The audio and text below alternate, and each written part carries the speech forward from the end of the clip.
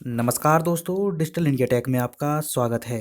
दोस्तों, इस वीडियो में हम बात करने वाले हैं इलेक्ट्रॉनिक मैकेनिक के मॉक टेस्ट नंबर 12 के बारे में, जिसमें मैं आपके लिए इंपॉर्टेंट क्वेश्चंस लेकर आया हूं। तो लगाइए पूरे साइट को और आपके जितने भी नंबर आते हैं प्लीज़ कमेंट बॉक्स में ज़रूर शेयर कीजिए। इसके साथ ही दोस्तों, इससे पहले की मॉक टेस्ट की वीडियो जिन्होंने नहीं देखे हैं उनके लिए नीचे मैंने डिस्क्रिप्शन में लिंक दे दिया है, आप वहाँ से भी देख सकते हैं। अदरवाइज़ मेरे चैनल की प्लेलिस्ट में जाकर आप सारी वीडियो को देख सकते हैं। तो दोस्तों, अभी तक जिन्होंने मेरे चैनल को सब्सक्राइब नहीं किया है प्लीज़ मेरे चैनल को सब्सक्राइब करके बेल आइकन को दबाना ना भूलें। चलिए स्टार्ट करते हैं। फर्स्ट क्वेश्चन है दोस्तों, how many different states does a 5 bit asynchronous counter have. यानी कि असिंक्रोनस काउंटर एक 5 बिट का, उसमें कितनी डिफरेंट स्टेट्स होनी है ये आपको बताना है। तो दोस्तों, इसके लिए एक फार्मूला होता है 2 की पावर n। 2 की पावर n और यहाँ n बराबर दिया यानी कि 5 बिट यानी कि 5 बिट। 2 की पावर 5 बिट होता है दोस्तों 5 यानी कि 32। तो यहाँ पर आपका जो आंसर सही होगा सेकंड वाला 32, यानी कि डिफरेंट स्टेट्स कितनी होंगी 32। तो ये हो जाएगा पहले वाले के लिए इसका आंसर 32। नेक्स्ट क्वेश्चन है, निम्न में से कौन सी एक कंप्यूटर की भाषा नहीं है। कंप्यूटर की कौन सी यहाँ पर लैंग्वेज नहीं है। तो C++ कंप्यूटर की लैंग्वेज होती है, कोबोल भी कंप्यूटर की लैंग्वेज होती है, बेसिक्स भी कंप्यूटर की लैंग्वेज होती है, जबकि MS वर्ड एक क्या होता है, एक सॉफ्टवेयर है कंप्यूटर का। तो दोस्तों, यहाँ पर आपका फर्स्ट वाला आंसर बिल्कुल सही होगा। नेक्स्ट क्वेश्चन है, a ring counter with 5 flop will have.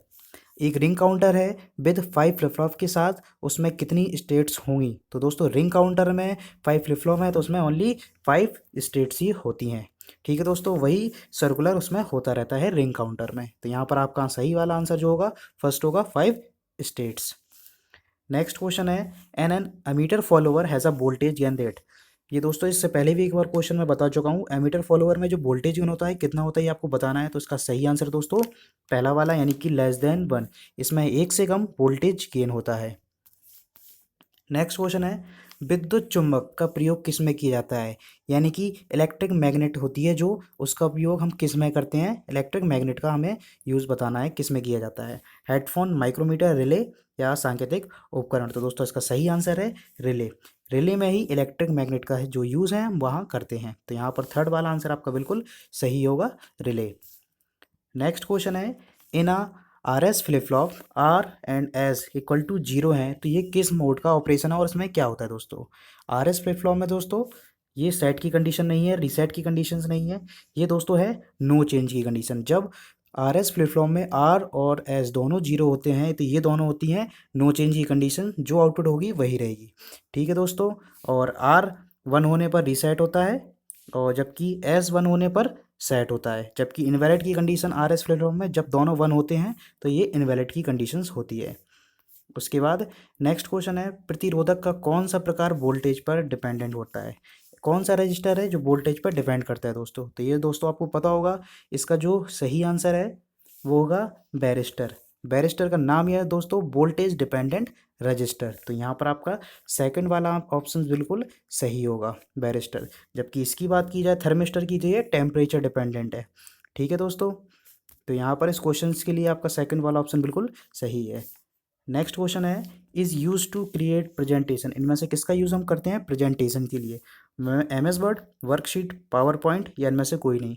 तो दोस्तों, ये पता है इसका जो सही आंसर है वो होगा थर्ड, MS पावर पॉइंट का यूज़ ही हम प्रेजेंटेशंस के लिए करते हैं। तो इस क्वेश्चन के लिए आपका थर्ड वाला आंसर बिल्कुल सही है। नेक्स्ट क्वेश्चन है, in a CRT the emission of electrons take place at. कितने टेम्परेचर पर इलेक्ट्रॉन का एमिशन होता है CRT में। तो इसका सही आंसर आपको बताना है। CRT में दोस्तों कैथोड से जो हम गर्म करते हैं, यानी कि कैथोड पे जो हीटर लगा होता है उसको हम रखते हैं 800 डिग्री C पर, उससे इलेक्ट्रॉन एमिट करते हैं। तो जो CRT का emission of electron take place at 800 degree T, यानी कि आपका थर्ड वाला आंसर बिल्कुल सही होगा। नेक्स्ट क्वेश्चन है, which one of the following is a passive device. Passive device बतानी है क्या होती है। ठीक है दोस्तों, पैसिव डिवाइस वो होती है जो खुद का अपना एम्पलीफिकेशन नहीं कर सके, यानी कि रेजिस्टेंस, कैपेसिटेंस एंड इंडक्टर, ये तीनों पैसिव डिवाइस हैं। तो यहाँ पर एयर कोर इंडक्टर ये दिया है, इंडक्टर यानी कि L, तो ये क्या है, एक पैसिव डिवाइस है। ठीक है दोस्तों, तो यहाँ पर थर्ड वाला आंसर आपका बिल्कुल सही होगा।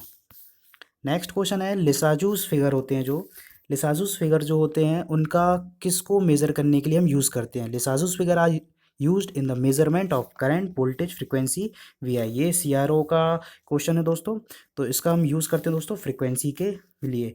थर्ड वाला ऑप्शन बिल्कुल सही होगा। लिसाजुस फिगर है जो इस तरह से आपको देखा होगा, ये इस तरफ से बनते हैं डम्बलाकार 8 के शेप में जो बनते हैं, ये लिसाजुस फिगर्स होते हैं। ठीक है दोस्तों, तो यहाँ पर आपका थर्ड वाला ऑप्शन बिल्कुल सही होगा। नेक्स्ट क्वेश्चन है which layer of transistor is lightly doped. Transistor की कौन सी जो लेयर है जिसको हम लाइटली डोप्ड किया जाता है, तो दोस्तों इसका सही आंसर है बेस रीजन। ट्रांजिस्टर में बेस रीजन को सबसे लाइट डोप्ड किया जाता है, जबकि एमिटर रीजन को हैवी डोप्ड किया जाता है। ठीक है दोस्तों, हैवी डोप्ड की बात की जाए तो एमिटर रीजन, और लाइट डोप्ड की बात की जाए तो बेस रीजन। तो फिलहाल इस क्वेश्चंस के लिए आपका थर्ड वाला ऑप्शन बिल्कुल सही है। नेक्स्ट क्वेश्चन है which power amplifier can deliver maximum load power.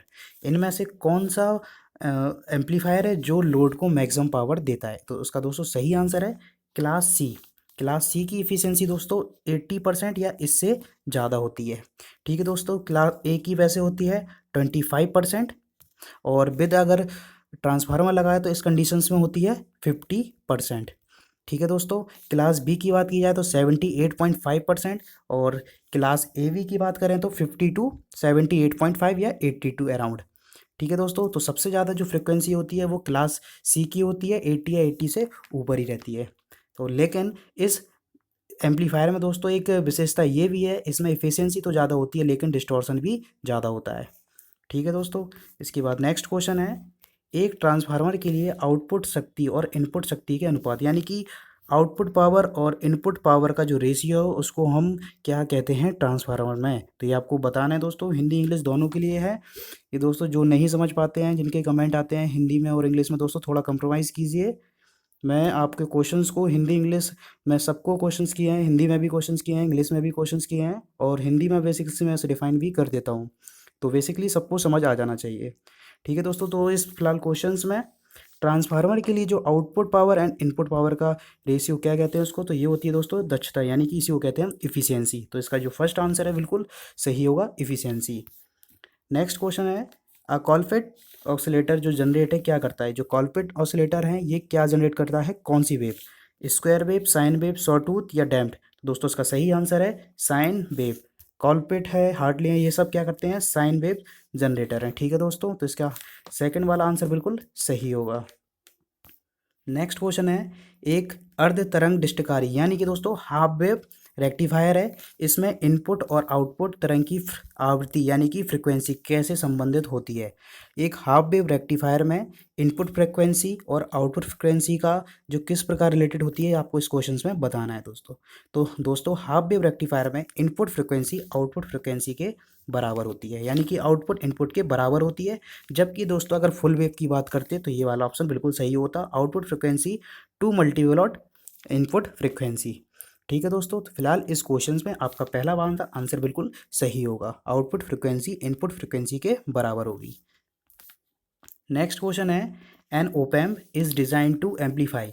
Op-amp को किसके लिए डिज़ाइन किया जाता है, तो दोस्तों ये आपको सही आंसर पता होगा। ओपैम्प का यूज़ हम करते हैं both AC and DC signals के लिए करते हैं। ठीक है दोस्तों, तो यहाँ पर आपका थर्ड वाला आंसर बिल्कुल सही है, ओपैम्प एसी डीसी दोनों के लिए होता है। नेक्स्ट क्वेश्चन है शक्ति विद्युत परावर्तक में कौन सा अनियंत्रित विद्युत स्विचिंग का यूज़ है। ठीक है दोस्तों, तो यहाँ पर आपका जो सही आंसर होगा वो है डायोड। डायोड हमारा होता है अनियंत्रित स्विचिंग, जबकि थायरिस्टर होता है हाफ कंट्रोल्ड, और ट्रांजिस्टर और मॉसफेट होते हैं ये कंट्रोल स्विच है। थायरिस्टर हाफ कंट्रोल स्विच है, जबकि जो डायोड है वो अनियंत्रित यानी कि अनकंट्रोल्ड स्विच है। तो यहाँ पर आपका जो आंसर है वो डायोड होगा, यानी कि फर्स्ट वाला। ठीक है, मैं यहाँ पर मैंने सबके बारे में बता दिया। थायरिस्टर है हाफ कंट्रोल्ड, ये ट्रांजिस्टर और मॉसफेट है ये कंट्रोल्ड स्विच है, जबकि डायोड है अनकंट्रोल्ड स्विच है। ठीक है दोस्तों, नेक्स्ट क्वेश्चन है in microwave oven the commonly used radio wave frequency is रफली, यानी कि जो माइक्रोवेव ओवन में जो हम फ्रिक्वेंसी यूज़ करते हैं वो कितनी होती है लगभग, तो वो दोस्तों होती है आपकी 2500 मेगा हर्ट्स। 2500 मेगा हर्ट्स की फ्रिक्वेंसी हम अराउंडली मेगा यानी कि माइक्रोवेव ओवन में हम यूज़ करते हैं। तो यहाँ पर आपका फर्स्ट ऑप्शन बिल्कुल सही है। नेक्स्ट क्वेश्चन है in a digital clock constant frequency pulses generate by, जो डिजिटल क्लॉक होती है उसमें हम कांस्टेंट फ्रिक्वेंसी को जनरेट करने के लिए किस ऑक्सीलेटर का यूज़ हम करते हैं। तो ऑप्शन आपके सामने दिए गए हैं, ब्लॉकिंग, स्टेबल, बाइस्टेबल या मोनोस्टेबल। तो दोस्तों यहाँ पर सही आंसर है स्टेबल मल्टी वाइब्रेटर का यूज़ हम करते हैं डिजिटल क्लॉक में कांस्टेंट फ्रिक्वेंसी के लिए। ठीक है दोस्तों, यहाँ पर आपका सेकंड वाला ऑप्शन बिल्कुल सही होगा। नेक्स्ट क्वेश्चन है, in UPS AC input voltage, UPS में AC input voltage fluctuation are counterbalanced by using, जो यूपीएस में एसी की जो इनपुट वोल्टेज है वो फ्लैक्चुएट हो रही है तो उसको किसके द्वारा हम बैलेंस्ड करते हैं। ठीक है दोस्तों, तो इसका जो सही आंसर है एक पावर सर्किट के द्वारा, पावर सर्किट के द्वारा यूपीएस में होने वाले वोल्टेज फ्लैक्चुएशन को हम कंट्रोल किया जा सकता है। तो यहाँ पर आपका सेकंड वाला ऑप्शन बिल्कुल सही होगा। नेक्स्ट क्वेश्चन है, if the input power is equal to the output power the transformer is said to be, transformer में इनपुट पावर आपकी आउटपुट पावर के बराबर है, इक्वल है, तो ऐसा ट्रांसफार्मर कौन सा ट्रांसफार्मर कहलाएगा। तो दोस्तों ये आपको पता होगा, ये होगा हमारा आइडियल ट्रांसफार्मर। ये आइडियल ट्रांसफार्मर की कंडीशन है जब वहाँ पर इनपुट पावर आपकी आउटपुट पावर के बराबर हो जाती है। तो यहाँ पर सेकंड ऑप्शन बिल्कुल सही होगा। नेक्स्ट क्वेश्चन है, स्क्विरल केज इंडक्शन मोटर, जो स्क्विरल केज इंडक्शन मोटर होती है इसमें हमें टॉर्क बताना है कितना होता है। तो दोस्तों इसमें जो इंडक्शन मोटर में जो टॉर्क होता है इसमें वेरी स्मॉल स्टार्टिंग टॉर्क, जो टॉर्क होता है वेरी स्मॉल स्टार्टिंग टॉर्क, यानी कि सबसे कम टॉर्क होता है स्टार्टिंग टॉर्क। तो यहाँ पर आपका सेकंड वाला ऑप्शन बिल्कुल सही होगा। तो दोस्तों प्लीज़ वीडियो अगर अच्छी लग रही है तो प्लीज़ वीडियो को लाइक ज़रूर कर दें। नेक्स्ट क्वेश्चन है, निम्न में से कौन सा कथन सही नहीं है। दोस्तों आपके सामने ये 4 कथन दिए गए हैं, इनमें से बताना है कौन सा सही नहीं है, यानी कि गलत चूज़ करना है, और ये सारे ट्राइक से रिलेटेड है। ट्राइक एक द्विदिश मतलब एक बाई डायरेक्शनल SCR है, ये दोस्तों बिल्कुल सही है, बाई डायरेक्शनल होता है। ट्राइक 4 परत यानी कि ट्राइक जो है 4 लेयर वाला उपकरण है, डिवाइस है, बिल्कुल सही है। ट्राइक जो कि 4 लेयर वाला डिवाइस है। उसके बाद नेक्स्ट है दोस्तों, यह दोनों दिशाओं में संचालन नहीं कर सकता। तो दोस्तों ये इसको अभी छोड़ते हैं। उसके बाद नेक्स्ट है, ट्रायक एक 3 टर्मिनल वाला उपकरण है, यानी कि ये भी सही है दोस्तों, ये सही है, ये सही है और ये भी सही है। अब तीसरे की बात करते हैं, यह दोनों दिशाओं में संचालन नहीं कर सकता, तो जो कि बिल्कुल गलत है। ट्रायक दोस्तों ये दोनों दिशाओं में संचालन कर सकता है। तो फिलहाल यहाँ पर इसके लिए ये ऑप्शन बिल्कुल गलत होगा, थर्ड वाला आंसर यहाँ पर सही है। ठीक है दोस्तों, यहाँ पे गलत पूछा था कौन सा है, तो इसलिए लिए तीसरा वाला यहाँ पर ऑप्शन बिल्कुल सही होगा। नेक्स्ट क्वेश्चन है, एक लेड एसिड सेल किस कारण से पुनः चार्जेबल होता है। एक जो लेड एसिड सेल है किस कारण से इन्हें दोबारा चार्ज किया जा सकता है, इनकी विशेषता क्या होती है आपको बतानी है। ठीक है दोस्तों, इनका विद्युत अपघट सल्फ्यूरिक होता है, यानी कि विद्युत अपघट होता है इलेक्ट्रोलाइट सल्फ्यूरिक होता है। ये नमीयुक्त सेल होता है, इसकी रासायनिक यानी कि केमिकल रिएक्शन जो होती है वो रिवर्सिबल होती है, इसी कारण जो सेल को हम दोबारा चार्ज कर सकते हैं। यहाँ पे तीसरा वाला ऑप्शन बिल्कुल सही होगा, थर्ड। इनकी रासायनिक क्रिया जो है व्युत्क्रमणीय यानी कि रिवर्सिबल, इसको बोलते हैं रिवर्सिबल, यानी कि जब सेल डिस्चार्ज होता है तो उसे चार्ज कर सकते हैं, चार्ज हो जाए तो उसको डिस्चार्ज हम नॉर्मली करते ही हैं। तो ठीक है दोस्तों, तो इस कंडीशन में फिलहाल हम तीसरा वाला ऑप्शन बिल्कुल सही होगा। नेक्स्ट क्वेश्चन है, तो दोस्तों ये थे आज के 25 क्वेश्चन, पूरे सेट को लगाइए और आपके जितने भी जो भी मार्क्स बनते हैं प्लीज़ बिना शर्म के आप कमेंट बॉक्स में डाल सकते हैं आपके कितने नंबर आ रहे हैं।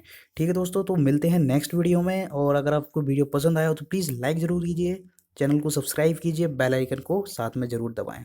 धन्यवाद।